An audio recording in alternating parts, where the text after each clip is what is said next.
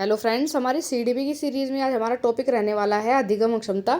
तो जितने भी इस टॉपिक से क्वेश्चन बन सकते हैं हमने सभी को कवर करने की कोशिश की है, तो वीडियो को लास्ट तक ज़रूर देखना। और चलिए दोस्तों, चलते हैं अपने पहले क्वेश्चन पर आज के और देखते हैं पहला क्वेश्चन क्या है।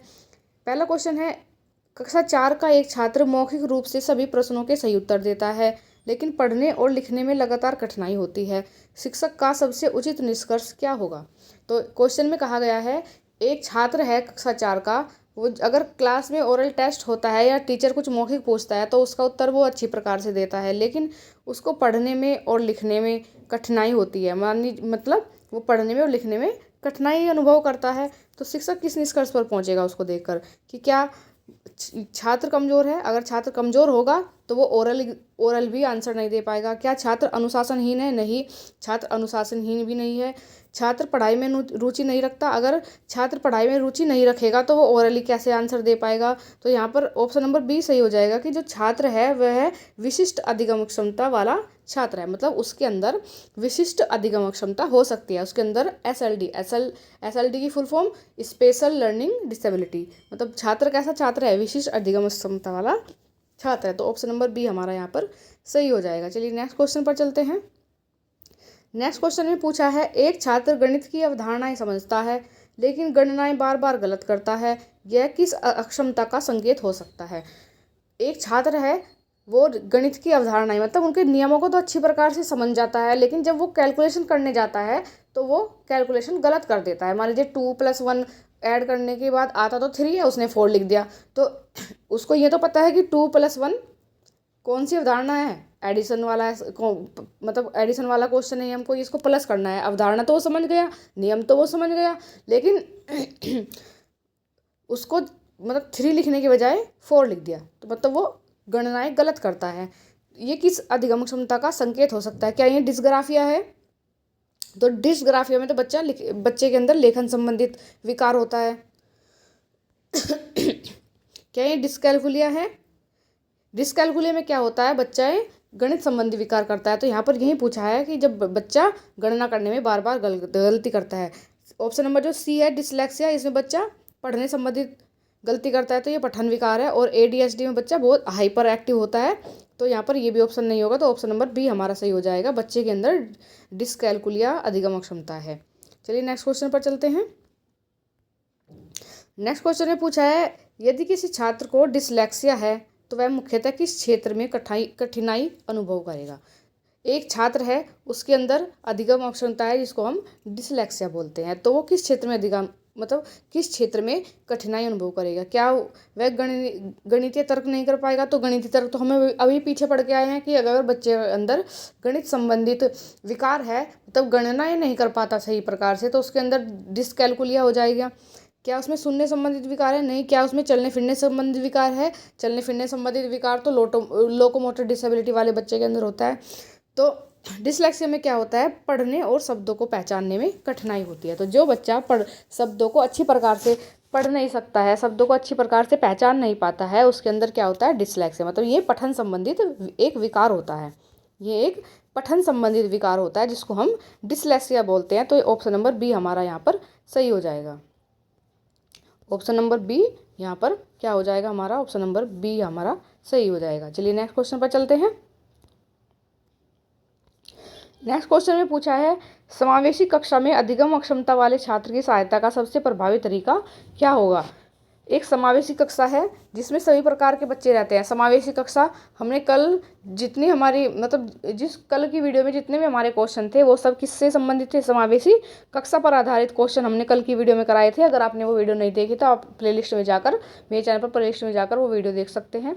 तो यहाँ पर अधिगम बात हो रही है, समावेशी कक्षा में अधिगम अक्षमता वाले छात्र की सहायता का सबसे प्रभावी तरीका कौन सा होता है।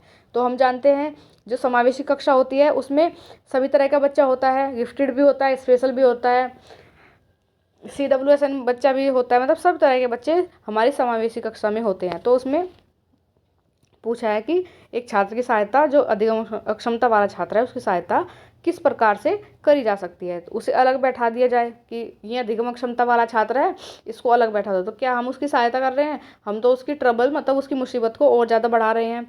सभी बच्चों को एक ही प्रकार से पढ़ाना, अगर सभी बच्चों को एक प्रकार से पढ़ाएंगे तो जो हमारी समावेशी कक्षा, जो हमारी इंक्लूसिव एजुकेशन बात करती है इंडिविजुअल डिफरेंसेस की, तो वो यहाँ पे कहाँ से आएगी? इंडिविजुअल मतलब ये बात होती है कि जो बच्चा होता है वो क्या होता है, हर बच्चा यूनिक होता है, तो उसका पढ़ाने का तरीका भी यूनिक होना चाहिए। तो यहाँ पर इसकी बात भी नहीं हो रही है।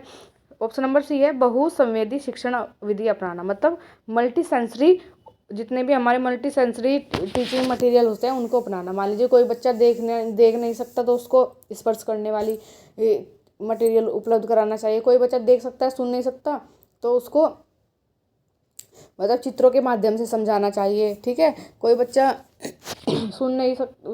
कोई बच्चा देख नहीं सकता, सुन सकता है, तो उसको ऑडियो के माध्यम से समझाना चाहिए। तो मतलब मल्टी संवेदी, जो मल्टी सेंसरी हमारी शिक्षण विधि है उनको अपनाना चाहिए। जो हमारे TLMs होते हैं उनका यूज़ करना चाहिए। केवल अतिरिक्त गृह कार्य दे देना, पहले से ही बच्चा कमज़ोर है तो बच्चे को अतिरिक्त गृह कार्य दे देंगे, ये भी ऑप्शन अच्छा नहीं होगा हमारे लिए। तो ऑप्शन नंबर सी यहाँ पर सही हो जाएगा कि अगर समावेशी कक्षा में अधिगम क्षमता वाले छात्र की हमें सहायता करनी है तो उसको क्या दे दो, बहुसंवेदी शिक्षण विधि से उसको पढ़ाना चाहिए। तो ऑप्शन नंबर सी हमारा यहाँ पर सही हो जाएगा। चलिए नेक्स्ट क्वेश्चन पर चलते हैं। नेक्स्ट क्वेश्चन ने पूछा है अधिगम अक्षमता वाले बच्चे के मूल्यांकन का सबसे अच्छा तरीका क्या होगा। एक बच्चा है जिसको अधिगम अक्षमता है, उसको किसी भी प्रकार की अधिगम क्षमता हो सके, पठन संबंधित, लेखन संबंधित, गणितीय संबंधित, बोलने संबंधित, किसी प्रकार की अधिगम क्षमता हो सकती है बच्चे के अंदर। तो उसका मूल्यांकन हम किस प्रकार से करेंगे? क्या उसको लिखित परीक्षा कराएंगे? बस केवल लिखित परीक्षा करवा देंगे और उसका मूल्यांकन कर लेंगे? ये तो किसी भी प्रकार के बच्चे के लिए अच्छा नहीं है, ना गिफ्टेड बच्चे के लिए अच्छा है, ना स्पेशल बच्चे के लिए अच्छा है। सभी छात्रों के लिए एक समान मूल्यांकन, मतलब हमारी जो क्लास है उसके अंदर हर प्रकार का बच्चा है, तो क्या सभी बच्चे के लिए एक ही प्रकार का मूल्यांकन हो जाएगा? ये भी सही नहीं है। लचीला एवं बहुआयामी मूल्यांकन, जो हमारा मूल्यांकन, जब हम बच्चे का मूल्यांकन कर रहे हैं वो कैसा होना चाहिए? फ्लेक्सिबल होना चाहिए और बहुआयामी होना चाहिए, मल्टी सेंसरी होना चाहिए। ठीक है, लचीला मतलब जिस प्रकार का बच्चा उसका मूल्यांकन उसी प्रकार से करना चाहिए। और बहुआयामी अभी हम पढ़ कर आए हैं कि मतलब अगर बच्चा एक तरीके से नहीं सीख पा रहा है तो उसको सीखने के अलग अलग तरीके, अलग अलग अवसर प्रदान करने चाहिए। तो यहाँ पर हमारा ऑप्शन नंबर सी सही हो जाएगा। चलिए नेक्स्ट क्वेश्चन पर चलते हैं। नेक्स्ट क्वेश्चन ने पूछा है शिक्षक को कब यह मानना चाहिए कि छात्र अधिगम क्षमता वाला है। यहाँ पर पूछा है कि जब शिक्षक एक छात्र का अच्छे प्रकार से मूल्यांकन कर लेगा तो उसे किस प्रकार निष्कर्ष पर आना चाहिए कि बच्चे के अंदर किस प्रकार की अधिगम क्षमता है। एक दिन कम अंक आने पर, मान लीजिए टेस्ट लिया और बच्चे के अंक कम आ गए, तो उस एक दिन के आधार पर क्या आप बच्चे का मूल्यांकन कर लेंगे कि आप ये अधिगम क्षमता वाला छात्र है? नहीं। लंबे समय तक उचित शिक्षण के बाद भी विशिष्ट कठिनाई बने रहने पर, मान लीजिए एक बच्चा है और उसको अच्छी प्रकार से शिक्षण मिल रहा है, बहुत अच्छी प्रकार से उसको शिक्षण मिल रहा है, उसकी ज़रूरत के आधार पर जिस प्रकार का बच्चा है उसको उसी प्रकार का शिक्षण दिया जा रहा है। मान लीजिए कोई दृष्टिबाधित छात्र है तो उसको ब्रेल लिपि के माध्यम से पढ़ाया जा रहा है, या मान लीजिए कोई श्रवण बाधित छात्र है तो उसको चित्रों के माध्यम से पढ़ाया जा रहा है, साइन लैंग्वेज के द्वारा पढ़ाया जा रहा है। मतलब जिस प्रकार का बच्चा है उसको उसी प्रकार का शिक्षण कराया जा रहा है, लेकिन उसके बावजूद भी बच्चा उसी लेवल पर बना हुआ है, मतलब उसके बाद भी उसकी वही कठिनाई बनी है। तो इस आधार पर एक टीचर निष्कर्ष निकाल सकता है कि बच्चे के अंदर क्या है, अधिगम क्षमता है। तो ऑप्शन नंबर बी हमारा सही हो जाएगा। क्या गृह कार्य न करने पर, कि बच्चा गृह कार्य नहीं लाया करके तो क्या उसके अंदर अधिगम क्षमता है? ऐसा बिल्कुल नहीं है। कक्षा में शरारत करने पर भी किसी बच्चे की अधिगम क्षमता का हम मूल्यांकन नहीं कर सकते। ऑप्शन नंबर बी यहाँ पर हमारा सही हो जाएगा। नेक्स्ट क्वेश्चन में देखते हैं निम्न में से कौन सा कथन अधिगम क्षमता के बारे में सही है। तो देखते हैं कौन सा कथन है जो अधिगम क्षमता पर बिल्कुल सही बैठता है। यह कम बुद्धि का परिणाम है। तो जरूरी नहीं कि जिन बच्चों की बुद्धि कम होगी उनके अंदर ही अधिगम क्षमता देखने के लिए मिलती है। कभी कभी ऐसा होता है जो गिफ्टेड बच्चे होते हैं उनके अंदर भी अधिगम क्षमता देखने के लिए मिल जाती है। जैसे कभी कोई बच्चा कंफ्यूज होता है बी को डी पढ़ने में, इस प्रकार से, मतलब शब्दों को उल्टा सीधा, मतलब 6 को 9 पढ़ लेगा। तो ज़रूरी नहीं है कि जो कम बुद्धि वाला बच्चा है वही अधिगम क्षमता वाला बच्चा भी हो। यह केवल आलस्य का परिणाम है? ऐसा तो बिल्कुल नहीं है कि जो बच्चा आलस्य कर रहा है वो अधिगम क्षमता वाला ही बच्चा होगा। सामान्य या उच्च बुद्धि वाले बच्चों में भी हो सकती है। तो यहाँ पे ये आंसर बिल्कुल सही बैठेगा कि जो अधिगम क्षमता होती है वो सामान्य या जो उच्च बुद्धि वाले बच्चे होते हैं उनके अंदर भी अधिगम क्षमता देखने के लिए मिल सकती है। मान लीजिए एक गिफ्टेड बच्चा है और वो रीडिंग कर रहा है, मान लीजिए, तो किसी शब्द में फंस गया, पढ़ने में किसी शब्द में फंस गया पढ़ते पढ़ते, तो इसके बारे में ये थोड़ा ही कि बच्चे के अंदर टैलेंट ही नहीं है। तो यहाँ पर यही समझाने की कोशिश की गई है जो अधिगम क्षमता होती है वो हर प्रकार के बच्चे के अंदर देखने के लिए मिल सकती है। तो ऑप्शन नंबर यहाँ पर हमारा सही हो जाएगा। आई होप आपको क्लास बहुत अच्छी लग रही होगी, और आज की क्लास में जितने भी अधिगम क्षमता के हमारे टॉपिक से रिलेटेड क्वेश्चन बन सकते थे उन सभी को कवर करने का प्रयास किया गया है। इसके अलावा आपको मतलब एग्ज़ाम के अंदर कुछ देखने के लिए नहीं मिलेगा। एग्जामिनर यहीं से ही घुमा फिरा के क्वेश्चन पूछता रहता है बार बार। आपने ये अच्छे से ही कर लिया तो आपको इसके अलावा और कुछ करने की ज़रूरत नहीं पड़ेगी फिर। चलिए देखते हैं नेक्स्ट क्वेश्चन में क्या पूछा है। नेक्स्ट क्वेश्चन ने पूछा है, यदि अधिगम अक्षमता वाला छात्र बार बार गलतियां करता है तो शिक्षक का सर्वोत्तम व्यवहार क्या होगा। एक अधिगम अक्षमता वाला छात्र है और वो बार बार क्या कर रहा है, गलतियां कर रहा है, तो एक टीचर क्या कदम उठाएगा। यहाँ पर हमसे ये पूछा है पूरी कक्षा के सामने डांटना, तो उसको पूरी कक्षा के सामने डांट देंगे, ऐसा नहीं करना है एक शिक्षक को। कम अंक देकर छोड़ देना, तो क्या करेंगे। मान लीजिए एक अधिगम क्षमता वाला छात्र है, जब उसके अंदर अधिगम क्षमता है तो वो मान लीजिए उसके अंदर लेखन संबंधित अधिगम क्षमता है और टेस्ट हुआ क्लास में रिटर्न, तो उसने लिखने में गलती कर दी, तो क्या बस हम उसको इस बेस पे छोड़ देंगे कि कम अंक दे देंगे और उसको ऐसे ही छोड़ देंगे, उस पर कोई ध्यान नहीं देंगे। ऐसा भी नहीं करना है टीचर को। ऑप्शन नंबर सी, सकारात्मक प्रतिपुष्टि देकर वैकल्पिक रणनीति तैयार करना, मतलब उसको क्या करेंगे, उसके बारे में एक पॉजिटिव बनाएंगे अपना, मतलब पॉजिटिव नज़रिया तैयार करेगा टीचर और उसको उसके लिए वैकल्पिक रणनीति तैयार करेगा। वैकल्पिक रणनीति से तात्पर्य यहाँ पर ये है कि बच्चा अगर इस तरीके से नहीं समझ पा रहा तो टीचर उसके लिए कोई दूसरा तरीका अपनाएगा, अपने TLMs लेकर आएगा, जितने भी उसके TLMs मतलब टीचिंग लर्निंग जितने मटेरियल्स है वो लेकर आएगा। मतलब अगर बच्चा एक तरीके से नहीं समझ पा रहा दूसरे तरीके से समझाने की कोशिश करेगा, दूसरे तरीके से नहीं समझ पा रहा तो तीसरे तरीके से समझाने की कोशिश करेगा। तो यहाँ पर एक टीचर के लिए सबसे उपयुक्त ऑप्शन क्या होगा कि सकारात्मक प्रतिपुष्टि देकर वैकल्पिक रणनीति अपनाना। छात्र को गतिविधि से अलग कर देगा, ऐसा भी नहीं करना है। तो ऑप्शन नंबर सी यहाँ पर हमारा सही हो जाएगा। चलिए नेक्स्ट क्वेश्चन पर चलते हैं। नेक्स्ट क्वेश्चन ने पूछा है, समावेशी शिक्षा में अधिगम अक्षमता वाले छात्र के लिए सबसे महत्वपूर्ण सिद्धांत क्या है। एक समावेशी कक्षा है और उसके अंदर एक ऐसा छात्र है जिसके अंदर क्या है, अधिगम अक्षमता है, तो उसके लिए महत्वपूर्ण सिद्धांत क्या होगा। समान कार्य समान समय, ये तो कोई भी बात नहीं करता है कि हर प्रकार के बच्चे के लिए अलग अलग कार्य और अलग अलग समय निर्धारित होना चाहिए। समान अवसर आवश्यकता के अनुसार, तो यहाँ पर क्या होना चाहिए, बच्चों को समान अवसर मिलने चाहिए, चाहे वो गिफ्टेड बच्चा है चाहे वो स्पेशल बच्चा है, सभी बच्चों को किस प्रकार का अवसर मिलना चाहिए, समान अवसर मिलना चाहिए और आवश्यकता के अनुसार उनका सहयोग करना चाहिए। मतलब इक्विटी की बात हो रही है, मतलब जिस प्रकार का बच्चा उसी प्रकार से उसको सहायता देनी चाहिए। तो ऑप्शन नंबर बी हमारा सही हो जाएगा। चलिए नेक्स्ट क्वेश्चन पर चलते हैं। नेक्स्ट क्वेश्चन में पूछा है, एक छात्र पढ़ते समय अक्षरों का क्रम बदल देता है। हम यहाँ पर यही समझाने की कोशिश कर रहे हैं कि 6 को 9 लिख देता है या 9 को 6 लिख देता है, लेकिन मौखिक उत्कृष्ट जो उसकी मौखिक समझ है वो उत्कृष्ट मतलब अच्छा है, उसको पता है कि 6 और 9 के बारे में वो जानता है, लेकिन लिखने में उनका क्रम बदल देता है। शिक्षक को सबसे पहले क्या करना चाहिए, तो शिक्षक को छात्र को कमज़ोर घोषित कर देना चाहिए कि भाई बच्चे ने गलती से क्या कर दिया, 6 की जगह 9 लिख दिया या 9 की जगह पे क्या लिख दिया, 6 लिख दिया, तो बच्चा कमज़ोर हो गया। क्या उसको कमज़ोर घोषित कर देना चाहिए, नहीं, बिल्कुल भी नहीं।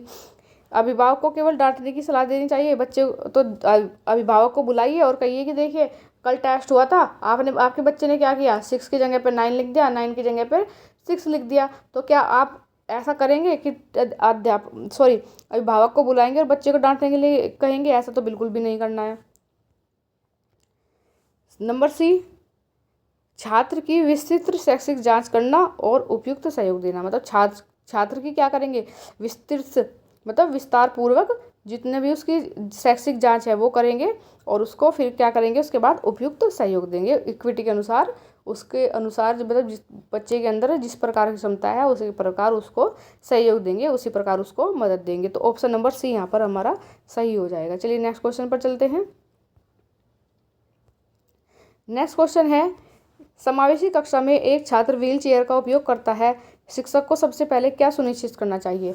तो समावेशी कक्षा के अंदर एक ऐसा छात्र है जिसको लोकोमोटर डिसेबिलिटी है, तो इसमें एक शिक्षक को क्या करना चाहिए, छात्र के लिए अलग कक्षा बनानी चाहिए। ऐसे तो कितने छात्र देखने के लिए मिलेंगे, तो क्या सबके लिए अलग अलग कक्षा बनाना एक समाधान होगा, मतलब एक ये सोल्यूशन होगा?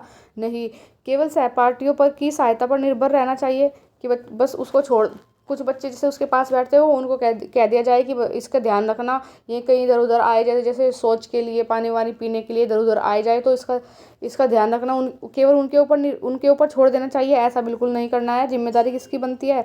शिक्षक की बनती है, पूरी मैनेजमेंट की बनती है ऐसे बच्चे की। नंबर सी, विद्यालय के भौतिक वातावरण को सुगम बनाना। सबसे अच्छा यहाँ पर रणनीति क्या होगी कि आप अपने विद्यालय का मतलब वातावरण ही, मतलब स्ट्रक्चर ही इस तरह से बनाए अपने विद्यालय का कि उसमें किसी को भी परेशानी ना हो, चाहे फिर किसी भी प्रकार का बच्चा आपके विद्यालय में पढ़ रहा हो, उस किसी बच्चे को किसी प्रकार की परेशानी का सामना ना करना पड़े। जैसे लोकोमोटर डिसेबिलिटी वाला बच्चा है तो उसके लिए क्या कर दिया जाए, रैंप की सुविधा कर दी जाए, जिससे कि वो व्हील चेयर से आसानी से रैंप पर उतर जा सके, मतलब जा सके और आ सके। छात्र को केवल मौखिक गतिविधियाँ देना, क्या उसको मौखिक गतिविधि देने से इस समस्या का कोई समाधान निकलेगा? नहीं। तो ऑप्शन नंबर सी यहाँ पर सही हो जाएगा कि अपने विद्यालय का जो भौतिक वातावरण है, जो विद्यालय की जो बिल्डिंग है, जो विद्यालय का ढांचा है, उसको ही इस अनुरूप बनाए कि किसी प्रकार के बच्चे को कोई असुविधा न हो। चलिए नेक्स्ट क्वेश्चन पर चलते हैं। नेक्स्ट क्वेश्चन ने पूछा, निम्न में से कौन सा कथन विशिष्ट अधिगम क्षमता का सही उदाहरण है। देखिए, सभी विषयों में लगातार IQ होना, मतलब एक बच्चा है तो क्या हर विषय में उसका IQ लेवल अच्छा होना, कम IQ का होगा तो उसके अंदर अधिगम क्षमता होगी, ऐसा नहीं है। पढ़ने लिखने में कठिनाई जबकि सामान्य बुद्धि सामान्य हो, तो ऐसा बच्चा जिसको पढ़ने लिखने में कठिनाई होती है लेकिन बुद्धि सामान्य होती है, उसको हम अधिगम क्षमता की कैटेगरी में रखते हैं।